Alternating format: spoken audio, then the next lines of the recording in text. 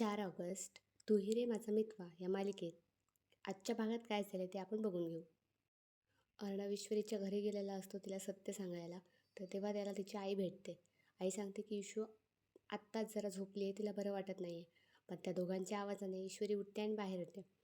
मग ईश्वरीला वाटतं की तू नखरेच करतोय, ईश्वरीची तब्येत बरी नाही आहे म्हणून तिला हसवण्यासाठी वगैरे नाटक करतोय असं म्हणून ती तिच्या आईला सांगते की आई तू जरा चहा टाक, की सरांचं असलंच काहीतरी आहे मला माहिती आहे. मग ईश्वरीची आई चहा करायला जाते आणि अर्णव ईश्वरीला सांगतो की अगं मी तुझी चौकशी करायला, तुझ्या तब्येतीची चौकशी करायला नाही आलो आहे, मला तुझ्या लग्नाबद्दल बोलायचं आहे आणि खूप महत्त्वाचं आहे. तेवढ्यातच तिचे बाबा तिथे पोचतात. मग त्यांचा तो अवतार बघून तिच्या घरातले शॉक होतात. अरे हे काय झालं? मग ईश्वरीचे बाबा सांगतात की ह्या माणसानेच केली आहे माझी ही अवस्था आणि इथे आता हा आला आहे, सांगत होता महत्त्वाचं काम आहे, घाई आहे. हीच त्याची घाई आहे काय? म्हणजे ते पण खोटंच बोलला.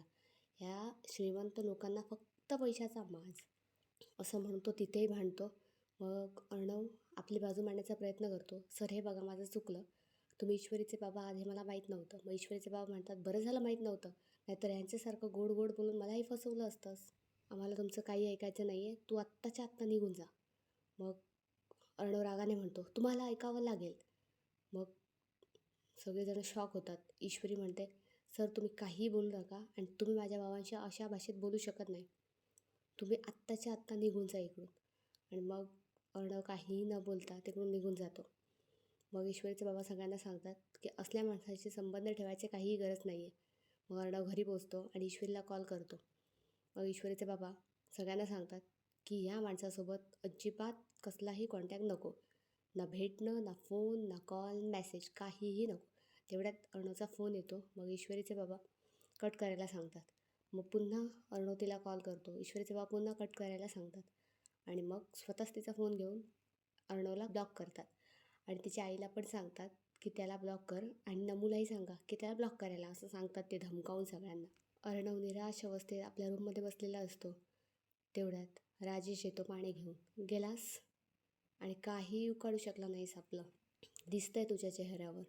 तू ईश्वरीला सत्य सांगायला गेलास तरीही माझं काहीही बिघडवू शकलेलं नाहीस. अरे माझ्यासारख्या हलकट माणसाचं तू काहीही बिघडवू शकत नाही हे मी तुला आधी सांगितलं. त्यामुळे एक तुला सल्ला देतो की आतापर्यंत जसं चालत आलं आहे तसं पुढेही चालू दे, यातच सगळ्यांचं चांगलं आहे. बाय द वे तुला काहीतरी द्यायचं आहे असं म्हणतो आणि खिशातून ते गॅजेट बाहेर काढतो जे मामाने त्याच्या रूममध्ये लावलेलं असतं.